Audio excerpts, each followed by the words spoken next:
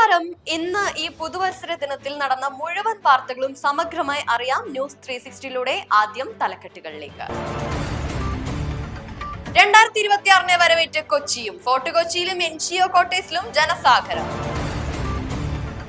Dialysis രോഗികളുടെ മരണം രക്തത്തിൽ അണുബാധയെന്ന് ആശുപത്രി സൂപ്രണ്ട്. അന്വേഷണം കോൺഗ്രസ് നേതാക്കളിലേക്ക് എത്തുന്നു. അപ്പോൾ SITക്കെതിരെ തിരിയുന്നുവെന്ന് MP ഗോവിന്ദൻ. മദ്യക്കുപ്പികൾക്ക് 20 രൂപ ഡെപ്പോസിറ്റ് പദ്ധതി നീട്ടി ബെവ്കോ. സ്വിറ്റ്സർലാൻഡിൽ സ്ഫോടനം, 10 മരണം, റിസോർട്ട് തകർന്നു. വാർത്തകൾ വിശദമായി. ഇത്തവണ ചരിത്രത്തിൽ ആദ്യമായി ഫോർട്ട് കൊച്ചിയിൽ 2 വമ്പൻ പാപ്പാഞ്ഞികളാണ് പുതുവർഷത്തിന്റെ വരവറിയിച്ച് കത്തിയമർന്നത്. കൊച്ചി കാർണിവൽ കമ്മിറ്റിയുടെ നേതൃത്വത്തിൽ പരേഡ് ഗ്രൗണ്ടിൽ ഒരുക്കിയ 50 അടി ഉയരമുള്ള ഭീമൻ പാപ്പാഞ്ഞിയെ കാണാൻ വിദേശികളടക്കം 10,000ങ്ങളാണ് ഒത്തുകൂടിയത്. ഇതിനു പുറമെ വെളിമൈതാനത്തും ഗാലറി ഫോർ കൊച്ചി ഒരുക്കിയ മറ്റൊരു പാപ്പാഞ്ഞിയും ഇത്തവണ പ്രധാന ആകർഷണമായി മാറി. നഗരത്തിന്റെ മറ്റൊരു പ്രധാന കേന്ദ്രമായ എൻജിഒ കോട്ടേഴ്സിലും വൻ ജനക്കൂട്ടമാണ് ആഘോഷങ്ങളിൽ പങ്കുചേരാൻ എത്തിയത്. ആഘോഷത്തിമിർപ്പിൽ ആറാടി കൊച്ചി നഗരം 2026 വരവേറ്റു. എന്തായാലും ഇത്തവണയും ഏറ്റവും അധികം തിരക്കുണ്ടായിരുന്നത് ഫോർട്ട് കൊച്ചി മേഖലയിൽ തന്നെയായിരുന്നു. ഇവിടെ ഇത്തവണ 2 ഇടത്താണ് ഫോർട്ട് കൊച്ചിയിൽ പപ്പാഞ്ഞിനെ കത്തിച്ചത്. ഒന്ന് പരേഡ് ഗ്രൗണ്ടിലും മറ്റൊന്ന് വെളി മൈതാനത്തുമായിട്ട്. ചരിത്രത്തിൽ ആദ്യമായിട്ടാണ് ഫോർട്ട് കൊച്ചിയിൽ 2 പപ്പാഞ്ഞിനെ ന്യൂ ഇയർ ദിവസത്തെ വരവേൽക്കാൻ വേണ്ടിയിട്ട് കത്തിക്കുന്നത്.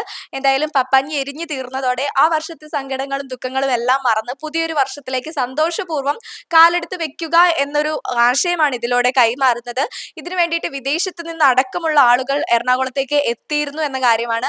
തന്നെയല്ല, ഇത്തവണ തിരക്ക് നിയന്ത്രിക്കുന്നതിനായി പല ഇടങ്ങളിലായിട്ട് പപ്പാഞ്ഞിനെ കത്തിക്കുന്ന ഏർപ്പാടുകൾ ഉണ്ടായിരുന്നു. ഇവിടെ കാക്കനാട് എൻജിഒ കോട്ടേഴ്സിലും ഒരു പടുകൂറ്റൻ പപ്പാഞ്ഞി 45 അടി ഉയരമുള്ള ഒരു പപ്പാഞ്ഞിയെ കത്തിക്കാൻ ഒരുക്കി വെച്ചിരിക്കുന്ന കാഴ്ചകളെല്ലാം തന്നെ നമ്മൾ കണ്ടതാണ്. എന്തായാലും ഇത് കൂടാതെ മറൈൻ ഡ്രൈവ് മറ്റ് ഏരിയകളിലെല്ലാം പടക്കം പൊട്ടിക്കലും അതോടൊപ്പം തന്നെ സംഗീത പരിപാടികളും എല്ലാം തന്നെ ഉണ്ടായിരുന്നു. 2026 വളരെ സന്തോഷപൂർവ്വമാണ് കൊച്ചിയിൽ എല്ലാവരും തന്നെ സ്വാഗതം ചെയ്തത്.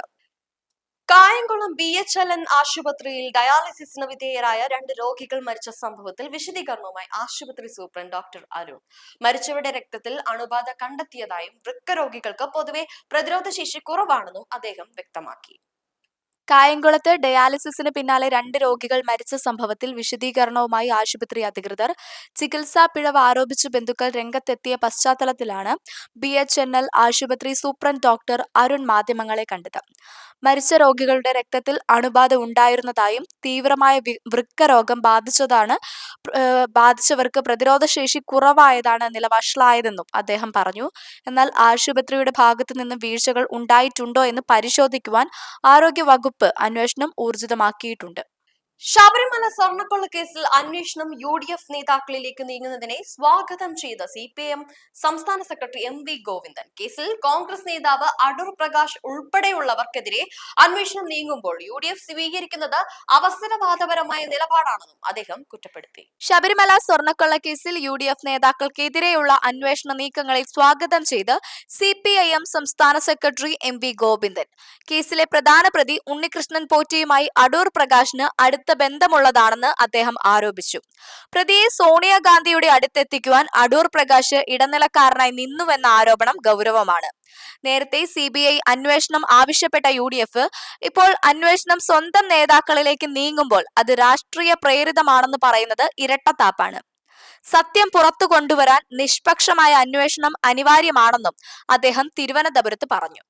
സംസ്ഥാനത്തെ പ്ലാസ്റ്റിക് മദ്യക്കുപ്പികൾക്ക് 20 രൂപ ഡെപ്പോസിറ്റ് ഈടാക്കുന്ന പദ്ധതി നടപ്പിലാക്കുന്നത് ബെവ്കോ താൽക്കാലികമായി നീട്ടിവെച്ചു. പുതുവത്സര ദിനം മുതൽ പദ്ധതി സംസ്ഥാന വ്യാപകമാക്കുവാനായിരുന്നു നേരത്തെ തീരുമാനിച്ചിരുന്നത്. പരിസ്ഥിതി മലിനീകരണം കുറയ്ക്കുന്നതിന്റെ ഭാഗമായാണ് പ്ലാസ്റ്റിക് കുപ്പികൾ തിരികെ നൽകിയാൽ 20 രൂപ തിരികെ ലഭിക്കുന്ന ഡിപ്പോസിറ്റ് റീഫണ്ട് സ്കീം ബെവ്കോ വിഭാവനം ചെയ്തത്. നിലവിൽ ഹൈക്കോടതി നിർദ്ദേശപ്രകാരം വനമേഖലയോട് ചേർന്നുള്ള ഔട്ട്ലെറ്റുകളിൽ ഇത് നടപ്പിലാക്കി വരികയായിരുന്നു. ഇത് സംസ്ഥാനം മുഴുവൻ വ്യാപിപ്പിക്കുവാനുള്ള നീക്കം പുരോഗമിക്കുന്നുണ്ട്. എന്നാൽ ഒഴിഞ്ഞ കുപ്പികൾ ശേഖരിക്കുവാനുള്ള സ്റ്റോറേജ് സൗകര്യം, കുടുംബശ്രീ വഴിയുള്ള ഏകോപനം, ക്ലീൻ കേരള കമ്പനിയുമായുള്ള കരാർ എന്നിവയിൽ വ്യക്തത വരുത്താനുള്ളതിനാലാണ് നടപ്പിലാക്കുന്നത് നീട്ടിവെച്ചത്. ഇതോടെ പ്ലാസ്റ്റിക് കുപ്പിയിലുള്ള മദ്യത്തിന് ഇന്ന് മുതൽ വില കൂടില്ലെന്ന് ഉറപ്പായി. സ്വിറ്റ്സർലാൻഡിലെ വാലീസ് കാന്റോണിലുള്ള ഫ്രാൻസ് മൊണ്ടാന സ്കീ റിസോർട്ടിലെ ഒരു പ്രധാന ഹോട്ടലിനോട് ചേർന്നുള്ള ഭാഗത്ത് സ്ഫോടനമുണ്ടായി. പ്രാഥമിക റിപ്പോർട്ടുകൾ പ്രകാരം 10 പേർ കൊല്ലപ്പെട്ടു. മരിച്ചവരിൽ ഭൂരിഭാഗവും പുതുവർഷ ആഘോഷത്തിനായി എത്തിയ വിദേശ വിനോദസഞ്ചാരികളാണെന്നാണ് സൂചന. സ്വിറ്റ്സർലാൻഡിലെ ആൽപ്സ് മേഖലയിലുള്ള പ്രശസ്തമായ ക്യാൻസ് മൊണ്ടാന റിസോർട്ടിൽ 2026 ജനുവരി 1 പുലർച്ചെയാണ് ദുരന്തമുണ്ടായത്. പുതുവത്സര ആഘോഷങ്ങൾ നടന്നുകൊണ്ടിരിക്കുന്ന ഒരു ബാറിൽ ഉണ്ടായ വൻ സ്ഫോടനത്തിൽ 10 പേർ കൊല്ലപ്പെടുകയും 40-ലധികം പേർക്ക് പരിക്കേൽക്കുകയും ചെയ്തു. പരിക്കേറ്റവരിൽ പലരുടെയും നില ഗുരുതരമാണ്. ഗ്യാസ് ചോർച്ചയോ വെടിക്കെട്ട് അപകടമോ ആകാം സ്ഫോടനത്തിന് പിന്നിലെന്നാണ് പ്രാഥമിക നിഗമനം. പോലീസ് അന്വേഷണം ഊർജിതമാക്കിയിട്ടുണ്ട്. പുതുവത്സര ദിനമായ ഇന്ന് സംഭവിച്ച മുഴുവൻ വാർത്താ വിശകലനവും ഇവിടെ അവസാനിക്കുന്നു. വീണ്ടും നാളെ കാണാം.